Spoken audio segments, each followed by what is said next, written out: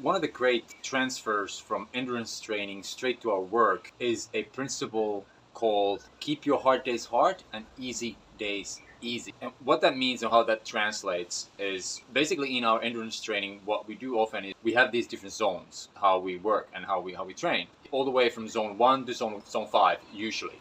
Zone 1 and 2 being kind of easy, conversational pace, kind of easy going, if you will. Then there's a zone 3 in the middle.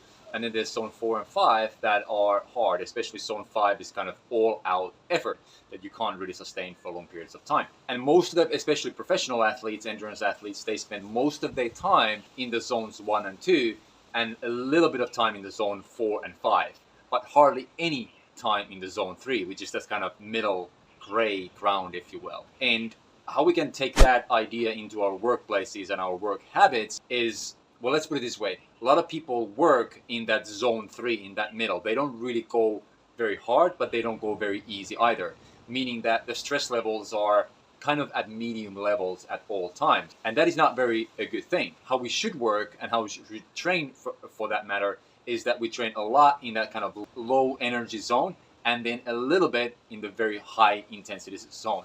And what that means and how that translates into our work, for example, if you split your work day into high intensity, high intense work in the morning, let's say 2 to 4 hours, and then the rest of the day is kind of easy, completing easy tasks that are not very intense. And I bet you in that 2 to 4 hours, highly intense, highly focused work, you're able to complete more work than most people in 8 hours. Because most people, remember, most people work in that zone 3, which is not very intense, it's not very sort of relaxed either. It's this kind of average work that most people do. So if you change that into high intensity work for, let's say, 1 to 3, 2 to 4 hours is what most people can sustain for that amount of high intensity work. And then the rest of the day is maybe easy meetings, easy tasks, and so on and so forth. I think, and I believe, and I can almost guarantee that it will transfer and transform the way you work and the results you provide at work. So there's one quick tip,